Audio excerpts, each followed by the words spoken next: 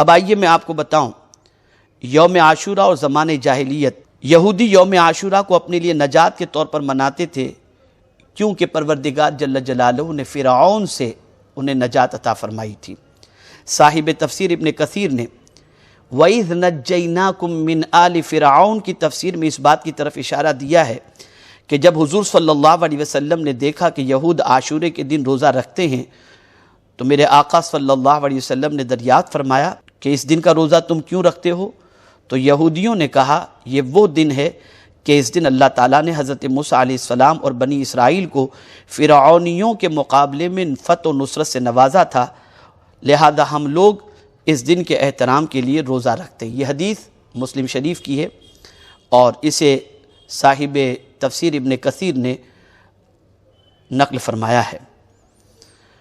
آقا کریم رؤوف الرحیم علیہ التحیۃ والتسلیم نے جب یہ سنا تو رسول اعظم صلی اللہ تعالی علیہ وسلم نے اپنے صحابہ کرام علیہم الرضوان کو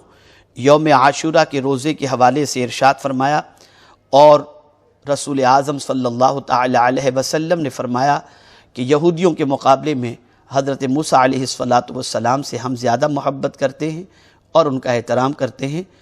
میرے آقا صلی اللہ تعالی علیہ وسلم نے اسی لیے یوم عاشورہ کا روزہ کبھی ترک نہیں فرمایا، اس دن میرے آقا صلی اللہ علیہ وسلم روزہ رکھا کرتے تھے۔ حضرت ابن عباس رضی اللہ تعالیٰ عنہما سے روایت ہے، انہوں نے رسول اعظم صلی اللہ تعالی علیہ وسلم سے جب یوم عاشورہ کا روزہ رکھنے کے حوالے سے پوچھا تو آپ جانتے ہیں صحابہ کرام علیہم الرضوان نے کیا عرض کیا تھا کہ یا رسول اللہ صلی اللہ علیہ وسلم، جس دن کی یہود و نصارہ تعظیم کرتے ہیں اس دن کا روزہ رکھنے کا حضور آپ ارشاد فرماتے ہیں۔ تو میرے آقا صلی اللہ علیہ وسلم نے اس پر ارشاد فرمایا، اگر میں آئندہ سال زندہ رہا تو 9 محرم کا روزہ رکھوں گا۔ میرے آقا صلی اللہ علیہ وسلم عبادت کے معاملے کے اندر بھی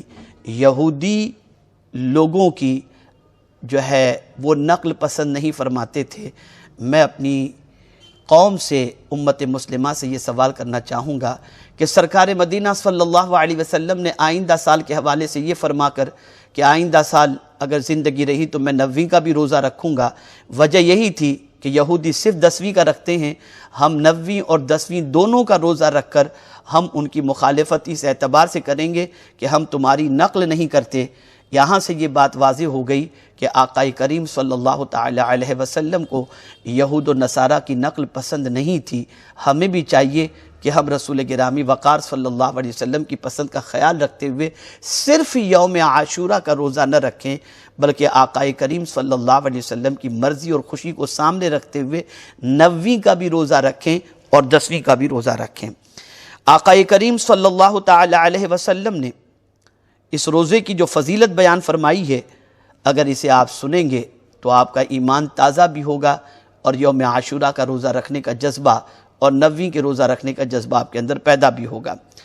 آقا کریم صلی اللہ تعالی علیہ وسلم نے ارشاد فرمایا کہ عاشورے کے دن کا روزہ رکھنے پر مجھے یقین ہے کہ اللہ تعالیٰ گزشتہ سال کے گناہوں کا کفارہ بنا دے گا۔ یہ حدیث مبارکہ مسلم شریف میں بھی ہے، بہقی شریف میں بھی ہے۔ اسی طریقے سے حضرت ابو ہریرہ رضی اللہ تعالیٰ عنہ سے روایت ہے کہ رسول اللہ صلی اللہ علیہ وسلم نے فرمایا، رمضان کے بعد افضل روزے اللہ کے مہینے محرم کے روزے ہیں، اور فرض نماز کے بعد افضل نماز رات کی نماز ہے۔ یہ بھی مسلم شریف کی حدیث ہے۔ آقا کریم صلی اللہ تعالی علیہ وسلم کا ایک اور ارشاد سماعت فرمائیں، یہ بخاری و مسلم کی حدیث ہے جو میں عرض کرنے جا رہا ہوں۔ حضرت سیدنا عبداللہ ابن عباس رضی اللہ تعالیٰ عنہما سے روایت ہے، وہ کہتے ہیں کہ میں نے رسول اکرم صلی اللہ علیہ وسلم کو کسی دن کے روزے کو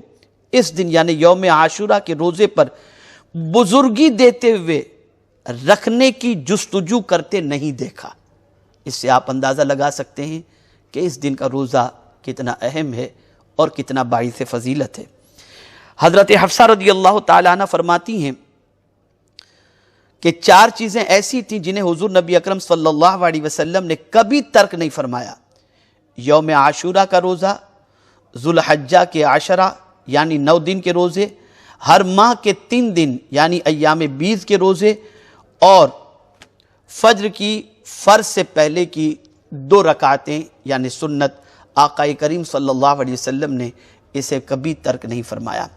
میری گزارش ہے کہ آپ اس دن کو حدود شریعت میں رہتے ہوئے منائیں، یوم عاشورہ کا روزہ رکھیں، 90 کا روزہ رکھیں، عبادت و ریاضت میں وقت گزاریں، ایصال ثواب کریں۔